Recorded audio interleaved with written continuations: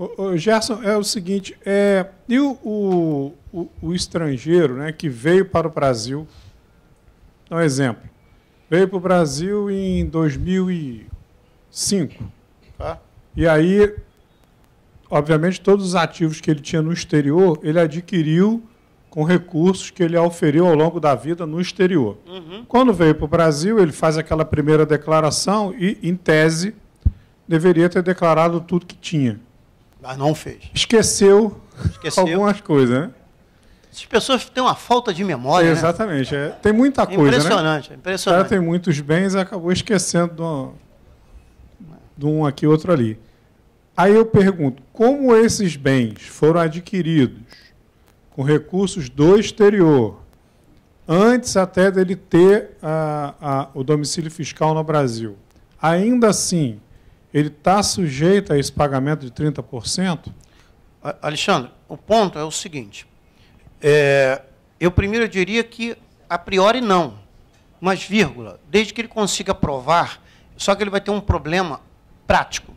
Qual o problema prático? Você só consegue retificar a declaração, a DIPF, só de 5 anos para trás. Você está falando que esse episódio aí aconteceu em 2005.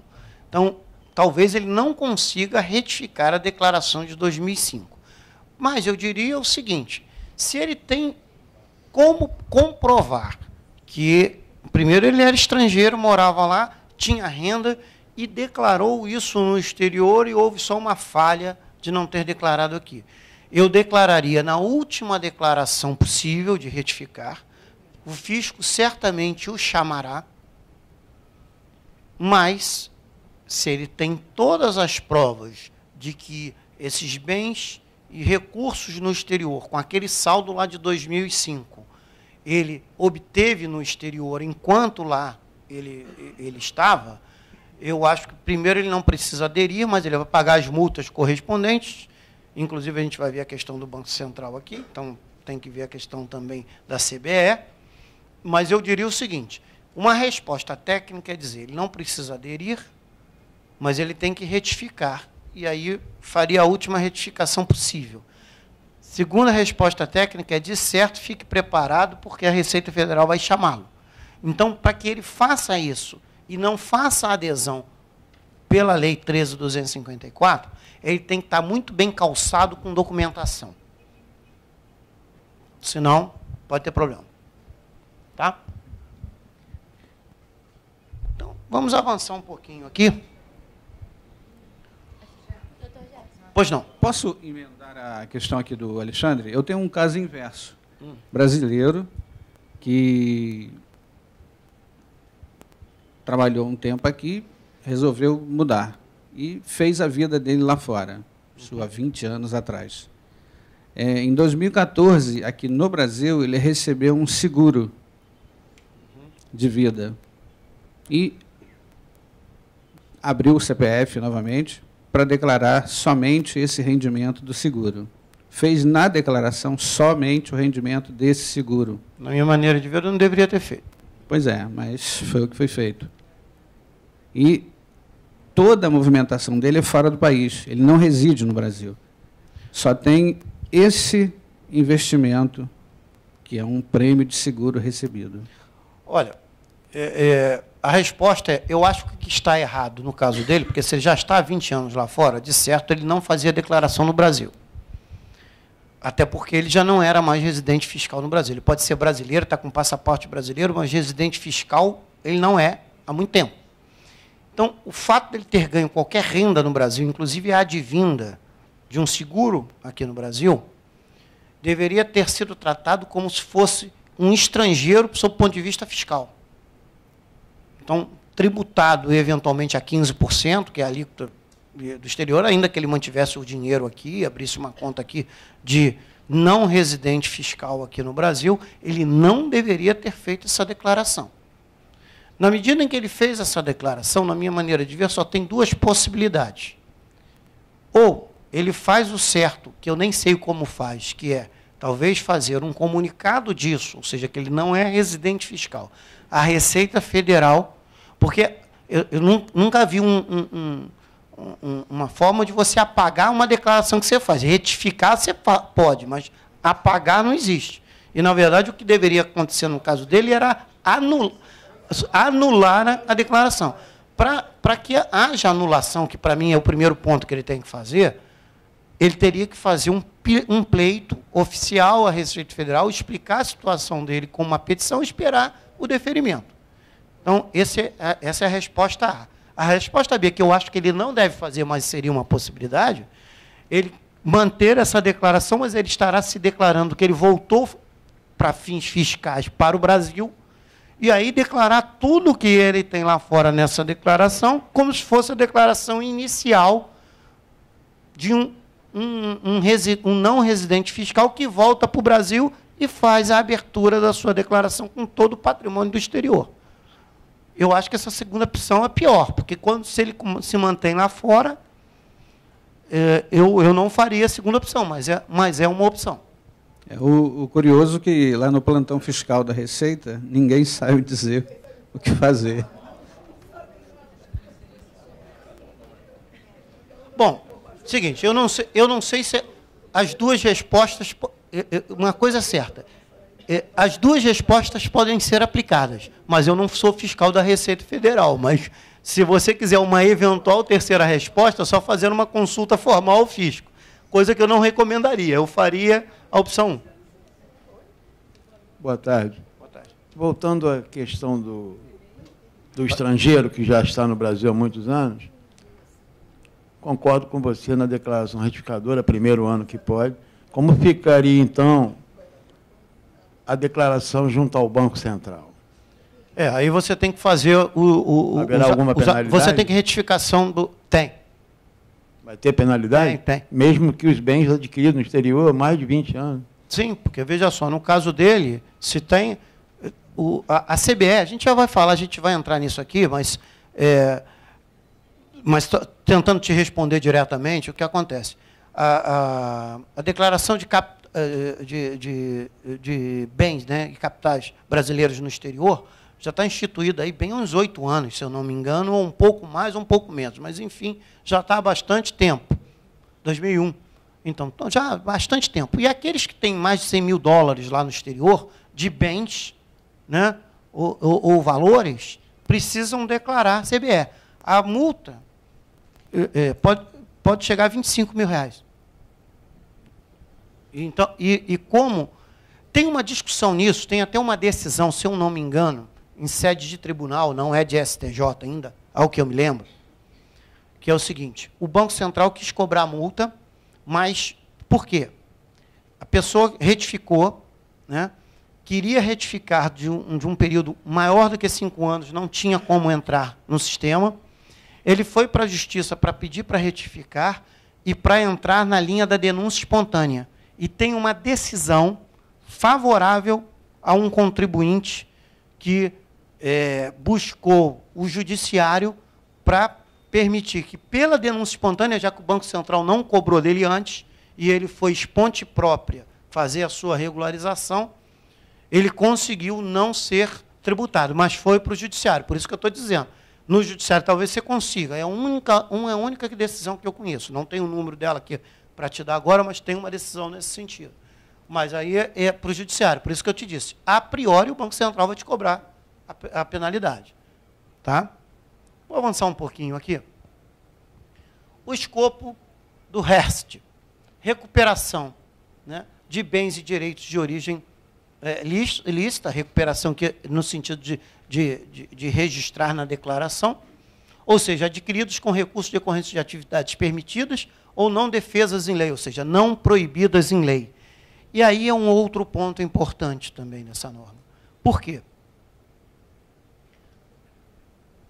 Um tripé que essa norma trata, a gente aqui, principalmente no âmbito daquilo que nós trabalhamos, contadores e advogados, ordinariamente a gente trabalha no campo tributário. Só que essa lei é uma lei de regularização. Primeiro o nome já é regularização tributária e cambial. Então tem esse problema com o Banco Central. Porque o Banco Central, ele controla as nossas divisas, e quando você não informa um patrimônio que você tem no exterior, etc., isso prejudica as análises financeiras e econômicas do país. Por isso é que ele quer as informações. Obviamente que essas informações também são cruzadas com a Receita Federal, por óbvio, né? Mas tem um terceiro viés, além do cambial e do tributário, que é o viés criminal. Porque essa lei, ela também está dando anistia em relação a determinados crimes. A gente vai ver, vai passar pelo menos por eles aqui. Então, a anistia, embora quando a gente está falando de anistia, tem que botar entre aspas, né? Eu não gosto de fazer muito, entre aspas, é um negócio que eu não gosto de usar muito. Mas entre aspas, porque a parte tributária, pô, como é que eu vou pagar no total 30%? Você ainda vai me dizer que é anistia? O refis também você paga em vários anos, você paga o imposto inteiro, não é? E a gente não chama o refis, estão me dando uma anistia? Então, vamos batizar aqui também de anistia.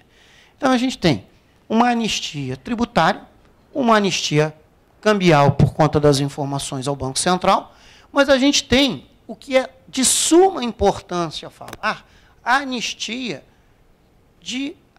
da possibilidade do Ministério Público passar a imputar a você, contribuinte, que não declarou algo que está no exterior, um tipo penal. Um dos primeiros é sonegação fiscal. Um primeiro é sonegação fiscal. Um segundo, dinheiro que muita gente botou lá fora, aliás, dinheiro às vezes bom, que muita gente na época do Collor, ou às vezes até antes, naquela época da inflação, época do Figueiredo, que tinha gente mais tinha que tinha um medo danado, o que o Figueiredo vai fazer, e botou dinheiro por doleiro, por cabo, levou no bolso e abriu conta lá fora. Essas pessoas esfriaram dinheiro quente, porque às vezes elas ganhavam aqui pelo suor do seu trabalho nas empresas, né? Muita gente, às vezes, que eu estou recebendo lá no escritório, eles eram comissionados. Eu recebia comissão, mas eu recebia boas comissões, etc., por venda, compra e venda. Às vezes era agente de pessoas jurídicas no exterior. Dinheiro quente, pagou imposto de renda no Brasil, mas botava o dinheiro lá fora e nunca... Por que elas nunca declararam? Porque se elas já botaram dinheiro lá fora com medo, como é que elas iam declarar? Não declararam. Só que agora, com esse problema da troca de informações, elas estão sendo empurradas a declarar. E quando você declara, você tem que pagar o tributo. Quer dizer, aquilo que você já pagou lá na origem, que era um dinheiro limpo, você sujou o dinheiro, para limpar de novo, você tem que pagar o tributo. Né? E os 30%, 15 mais 15, 15 do imposto mais 15 da multa. Pois bem, você vê que perversidade, né? Na história. Mas você tem que gerar algum documento. Muita gente está dizendo, mas a Receita, inclusive, já disse no Perguntas e Respostas, que ela não precisa de documentação probatória da licitude do dinheiro. É vero, você não precisa declarar ou apresentar à Receita documentação. Mas você, como contribuinte, faça o seu dever de casa, crie um dossiê para fazer uma cognição, uma conexão entre o fato da origem, por exemplo, a origem da conta que você abriu lá fora, com o dinheiro que você ganhou e que fez a abertura, que eventualmente você botou mais dinheiro, etc., etc. Porque se vier o Ministério Público, por exemplo, fazendo um questionamento, se você teve aquele dinheiro lícito ou não, você tem que comprovar. Então, esse é um outro fator importante da lei, porque ela trata de recursos decorrentes de atividades permitidas. Então, se você falar assim, mas eu sou contrabandista de droga, quero declarar, não tem benefício nenhum da lei. Embora, não sei se vocês sabem, mesmo o dinheiro ilícito, como, por exemplo, jogo do bicho é proibido. Mas se você ganhar no jogo do bicho, você tem que declarar.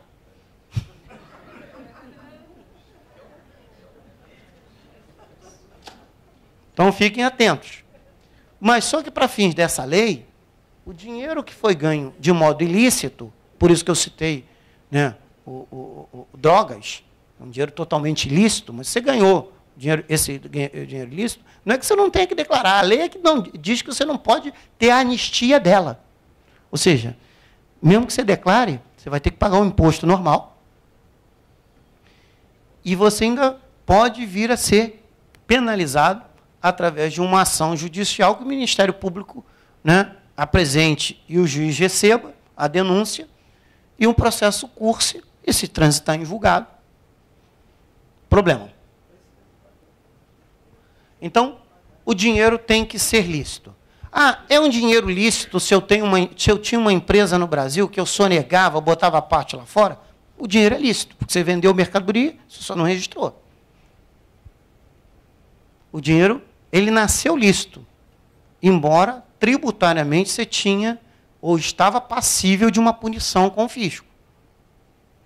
Ah, é a mesma coisa você trabalhar aqui, nós somos contadores aqui, ganhamos o dinheiro, vamos botar um dinheirinho lá fora. Ganhamos licitamente no nosso trabalho, porém a gente botou de um modo não oficial o dinheiro e agora a janela está aberta para você se regularizar. Mas o dinheiro nasceu lícito. Ok? Podem aderir residentes ou domiciliados no Brasil em 31 de dezembro de 2014 que tenham sido proprietários ou titulares de direitos, bens ou ativos em períodos anteriores a 31 de dezembro de 2014. Então, aqui replica-se aquela data, né, como um marco da história, né? Aplica-se também ao espólio, né, cuja sucessão esteja aberta em 31 de dezembro de 2014. Hoje mesmo atendi uma pessoa no escritório que o dinheiro era do pai e o pai faleceu em 2015. E a conta está lá fora, nunca foi declarada. Aquela declaração que tem que ser retificada é do espólio. Porque em 2014 ele estava vivo. Então, só quando a herança, primeiro só quando este dinheiro estiver regularizado, é que ele vai poder, por herança, passar para o nome da pessoa que recebeu. Antes disso, é espólio. Ok? Não podem aderir pessoas que tiverem sido condenadas em ação penal, cujo objeto seja um dos crimes do parágrafo 1º do artigo 5º da Lei 13.254 de 2016. Sempre quando eu vejo um parágrafo, me dá uma coceira para explicar para vocês que é uma coisa seguinte, depois que eu explico isso, eu posso até ir embora, porque vai fazer uma diferença tremenda na vida de vocês. Por que o parágrafo é aquele símbolo ali que são 2 S's? E quando tem um parágrafo único, se escreve parágrafo único. Não? Porque o símbolo significa signum sectum, seguindo uma seção. Se eu só tenho um, é parágrafo único, mas se eu tenho uma seção, parágrafo 1º, parágrafo 2º, parágrafo 3º, porque está seguindo uma seção. Serão outros depois dessa informação, tá certo?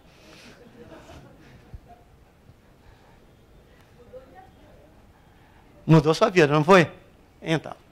Então, parágrafo 1º do artigo 5º são os crimes que estão tipificados na Lei 13.254, que estão anistiados.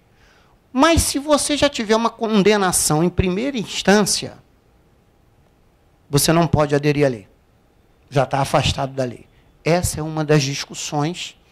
E agora, nessa semana, inclusive, ou na sexta passada, teve uma decisão no Sul, não sei se foi no Rio Grande do Sul ou em Santa Catarina, está me faltando, mas eu acho que foi no Rio Grande do Sul, que uma pessoa condenada em primeira instância, considerando que ela não está condenada, ou seja, transitada em julgado, o processo não subiu para a segunda instância, quer dizer, subiu para a segunda instância, mas não foi ainda decidido em segunda instância, e sequer, eventualmente, em terceira, STJ, STF, ele conseguiu uma liminar dizendo que, como ele não foi condenado em trânsito em julgado do processo, ele tem direito de aderir à lei. E o juiz concedeu a liminar.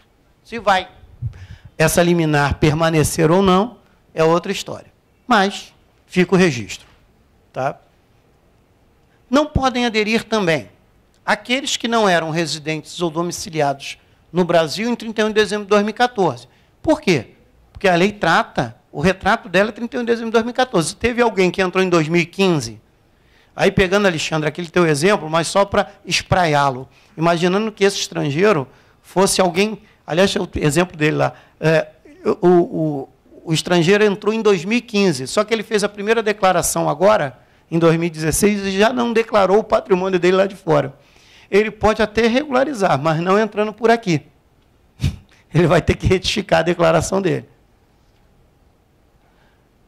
E também não podem aderir à lei os detentores de cargos, empregos e funções públicas de direção. Não é qualquer funcionário público, mas funcionário público que tenha cargo diretivo ou um cargo público de eleição, um vereador, um deputado, que na data da lei, não é, aí é uma grande diferença, que fique aqui também um registro, porque ele é importante. Essas pessoas que estão dentro desse item aqui, detentores de cargos, empregos e funções públicas de direção ou eletivas, nem o respectivo cônjuge, parentes consanguíneos ou afins, até o 2º grau ou por adoção, na data da publicação da lei. Porque você pode ter, por exemplo, uma professora, que em 2014 ela era professora. Na data da lei, ela é uma diretora. Se ela é diretora dentro de um cargo público, professora que eu digo, uma professora, por exemplo, do Estado, uma professora federal, se ela estiver em janeiro de 2016 como diretora, mas lá em 2014 ela não era diretora, mas tinha dinheiro ou dela, ou do pai, etc., etc., lá fora. Ela não tem direito de aderir. Você podia não ser um político, eventualmente em 2014, você era um suplente. Mas em janeiro você entrou no cargo do suplente. Também não pode aderir. Então, e para finalizar esse item, cuidado. Porque não são só os que têm cargos de direção e os eleitos, mas também o respectivo cônjuge, parentes consanguíneos ou afins até o 2º grau. Quer dizer, os filhos não podem aderir também. E aí vejam, só para finalizar esse tópico, a situação, por exemplo, de um pai, ou mesmo de um filho que brigou com o pai há algum tempo atrás, botou o dinheiro lá fora, ele quer declarar agora esse filho na janela da lei, só que o pai foi eleito vereador. E na data de janeiro de 2016, vereador esse pai é. Ele está prejudicando o filho em regularizar pela abertura da lei.